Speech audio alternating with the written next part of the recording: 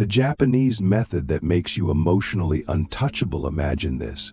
You're walking through a storm, not a physical one, but an emotional one.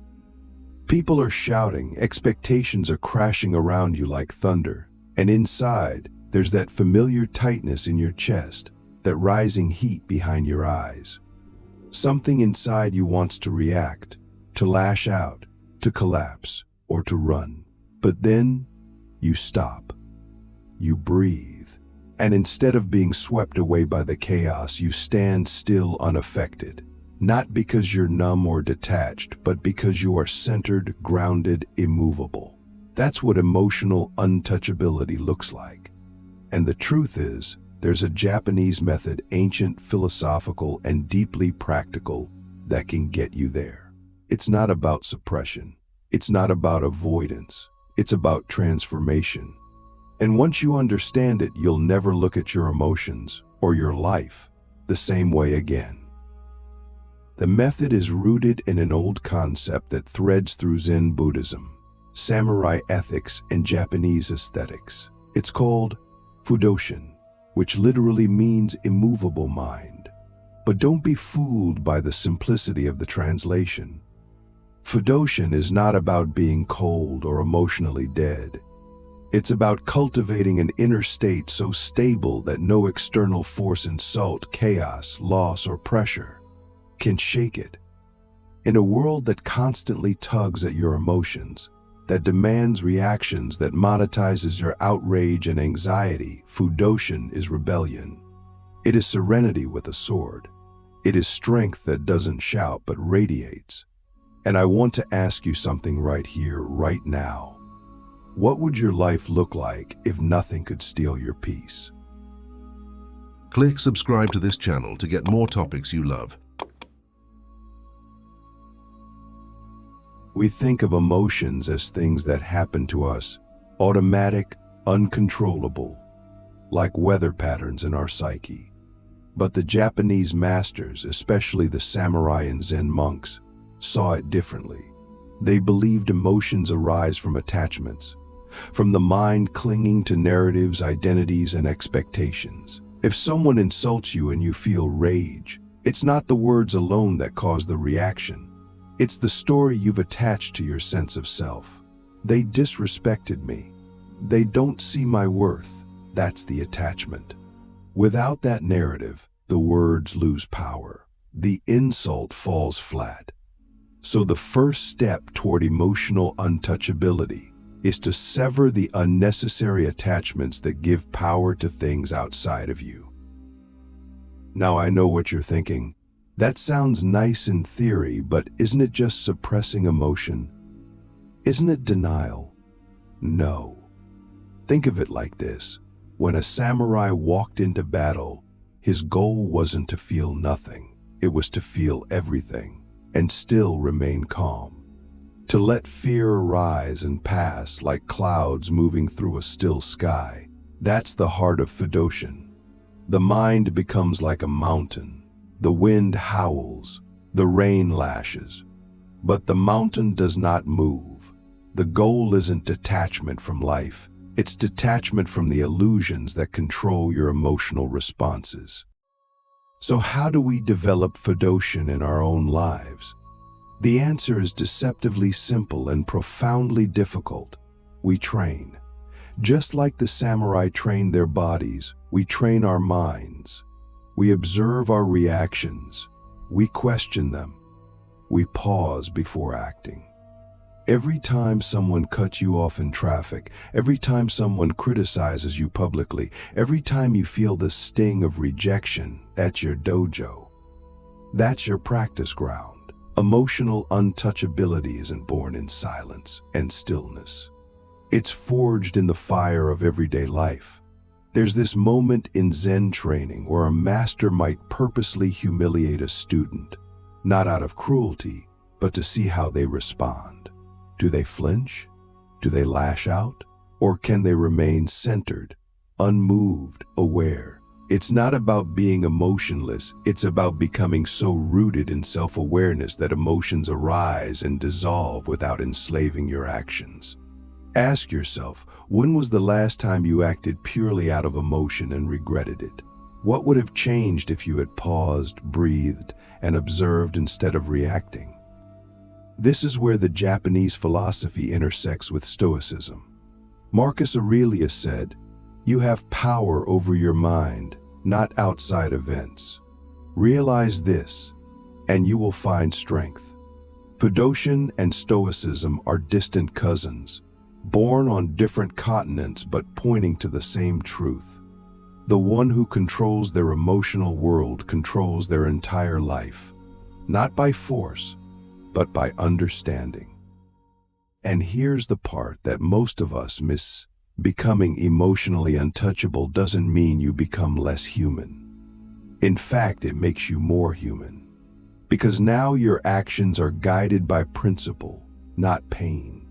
Your words are chosen from clarity, not chaos.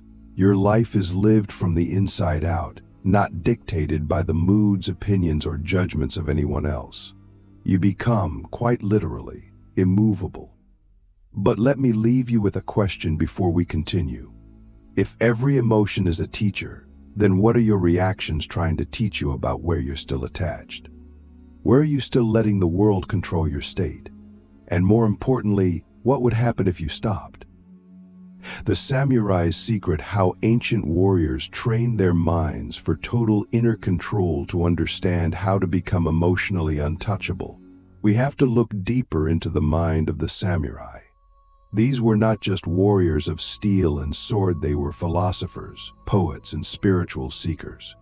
They lived in a constant dance with death, yet walked with a calmness that many of us envy in the modern world. Why? Because they weren't just training their bodies for battle, they were training their minds for stillness. They knew something we've forgotten, that the real battlefield is not out there, it's within. The enemy isn't always external.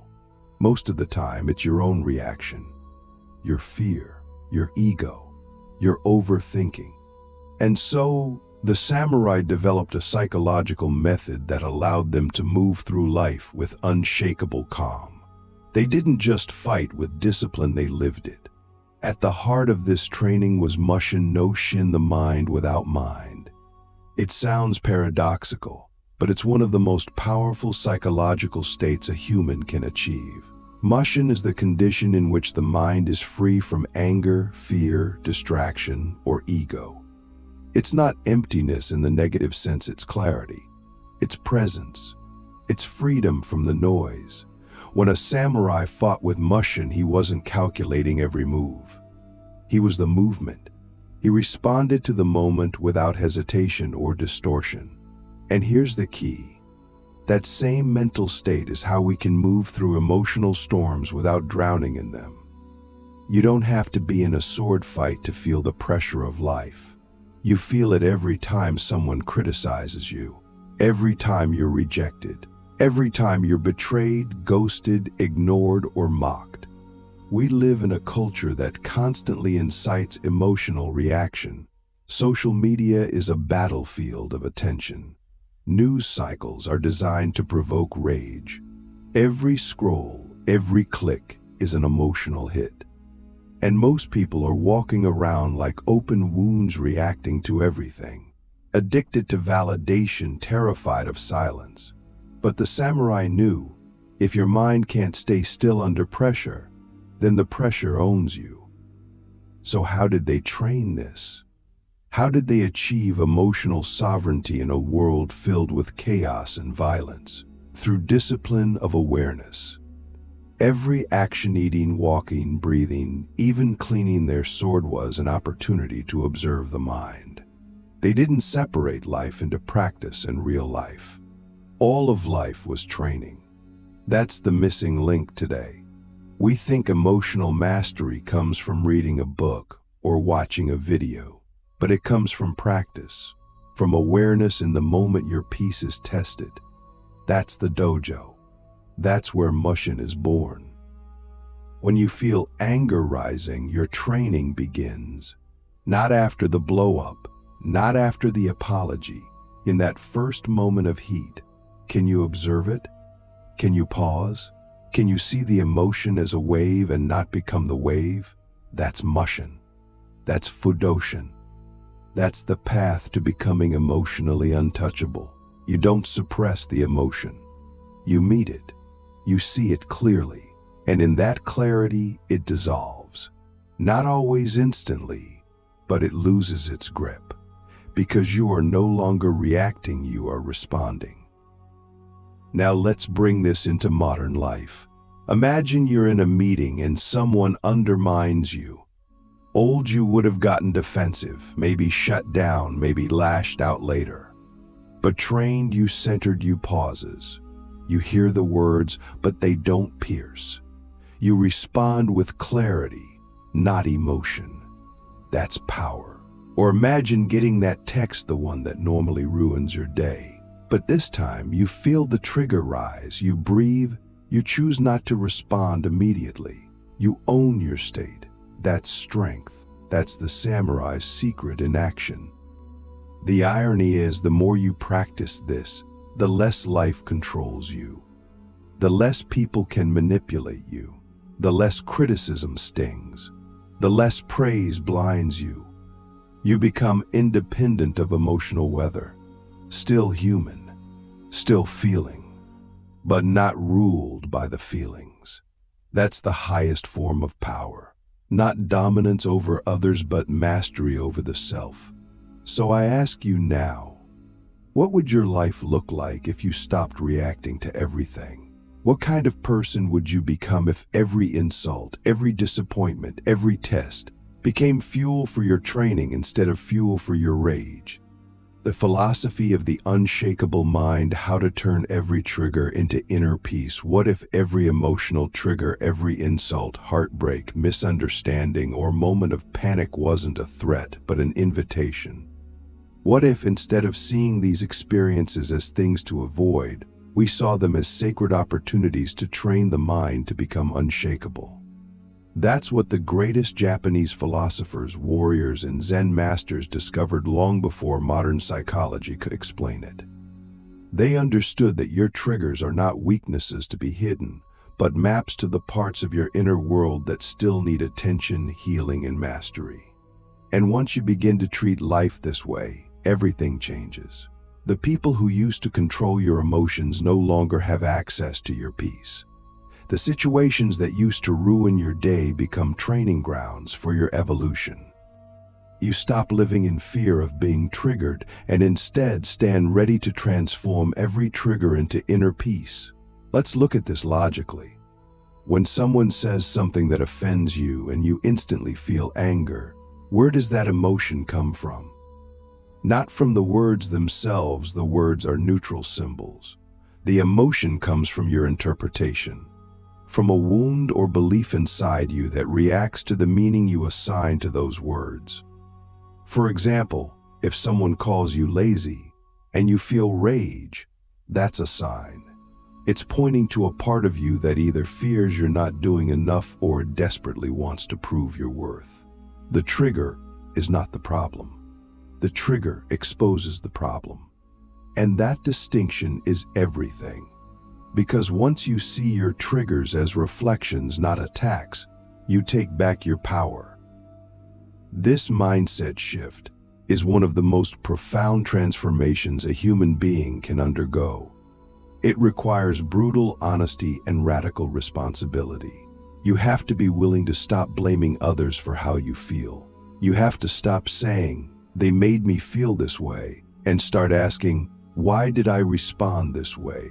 That question is a portal. When you walk through it, you begin to see that most of your emotional suffering is not caused by reality, but by your resistance to it. The samurai and Zen monks knew this. They trained not to control the world, but to control the self. They didn't aim to eliminate conflict. They aimed to become so grounded that conflict could not disturb their core. Imagine adopting that philosophy in your daily life. You're in a relationship and your partner says something that hurts. Instead of reacting from pain, you take a breath. You feel the sting, but you observe it. You ask yourself, what part of me is reacting right now? Is it fear? Is it pride? Is it the child in me that needs reassurance? And by asking, you create space. That space is the birthplace of peace. In that space, you are no longer the emotion, you are the awareness. And that's the difference between being ruled by your feelings and using your feelings to evolve. This practice isn't about becoming passive. It's about becoming precise. You still act. You still speak. But you do so from centeredness, not chaos. That's what makes someone emotionally untouchable. They don't suppress their emotions, they transcend them. They feel the same waves of sadness, anger, disappointment, but those waves do not knock them off their foundation. Why? Because they've built the foundation within. In Japanese culture, there's a deep respect for the concept of seijaku, tranquility in the midst of activity. It's the stillness inside the storm. You see it in Zen gardens, in martial arts, in the tea ceremony. It's the idea that true peace isn't the absence of difficulty, it's the presence of internal stillness despite difficulty. That's the essence of the unshakable mind, and it's not reserved for monks or warriors. You can cultivate it right now by choosing in every moment to treat life as your teacher and every trigger as the lesson plan. So let me ask you something that most people will never dare to confront. What if every emotional reaction you've ever had was a message from your subconscious asking to be understood? What if the people who hurt you were actually mirrors, reflecting back the parts of your identity that still needed integration? And what if your peace was never stolen, only given away in moments of unconsciousness? Becoming the still point. Why the world bows to the one who cannot be moved. There is a kind of presence that doesn't speak loudly, doesn't demand attention, and doesn't chase validation, but somehow everything in the room orients around it. It's not charisma. It's not power in the conventional sense. It's deeper, subtler. It's the presence of the person who has mastered themselves, the person who has become the still point in a turning world. And that's what this entire journey leads to. Not just emotional control, not just mental clarity, but the quiet, unshakable presence of someone who no longer needs to prove anything, defend anything, or escape anything, because they have faced themselves and no longer flinch. In Japanese philosophy, there is a quiet reverence for this kind of being. You see it in the figure of the sensei, the enlightened master who speaks few words, but whose gaze cuts through illusion. You see it in wabi-sabi, the humble beauty of imperfection, stillness, and transience. You see it in the kaisanzui, the Zen rock garden where motionless stones express infinite movement. This presence is not about dominating others. It's about no longer being dominated by emotion, by reaction, by ego. And when you reach that place, something strange happens. The world begins to bend around your stillness. Why? Because most people are constantly in motion mentally, emotionally, spiritually. They're chasing happiness, fleeing discomfort, reacting to everything. Their energy is scattered and their identity is unstable. So when someone enters the space who is not pulled by those forces, who does not react or overcompensate or seek approval, it's like gravity. It draws people in, not through force, but through stability. We are wired to seek the calm in the storm. We are drawn to the person who doesn't flinch. And that can be you, not by pretending to be calm, but by becoming the kind of person who no longer needs to pretend. How do you get there? Not through perfection, not through pretending nothing affects you. You get there by doing the inner work no one else wants to do, by sitting with your pain instead of projecting it, by choosing presence over performance, by recognizing that your emotions are not enemies, but signals, and that you don't need to obey every signal. You observe, you breathe, you respond with intention, not instinct. And over time, your mind becomes like the still surface of water, reflecting everything, disturbed by nothing. This is not a state you reach once and keep forever. It's a practice. It's a path. And some days you'll feel unshakable. Other days you'll catch yourself reacting. But even in those moments, you've already changed. Because now you know. You're not unconscious anymore. You're watching your own patterns. And that awareness alone is power. It's the beginning of mastery. The world gives its energy to those who are least controlled by it. That's the paradox. The more reactive you are, the more you are pushed and pulled by everything around you. But the more you root yourself in your own presence, the more influence you gain, not by force, but by frequency. People feel it, they trust it, they follow it. So here's the final question I'll leave with you. What if the most powerful version of you isn't the one who wins every argument, controls every outcome, or dominates every space, but the one who can sit in the silence of chaos and remain unmoved? What if the ultimate power isn't to change the world, but to not be changed by it? What if emotional untouchability isn't about walls, but about being so open, so aware, so grounded, that nothing can knock you off center? That's the Japanese method. That's the hidden wisdom of the samurai, the monk, the master. And it's not far away. It's not reserved for the few. It's here. It begins the moment you stop reacting and start observing. The moment you stop chasing control and start cultivating presence. The moment you stop trying to be unshakable and realize that you already are. You just forgot. Now, remember,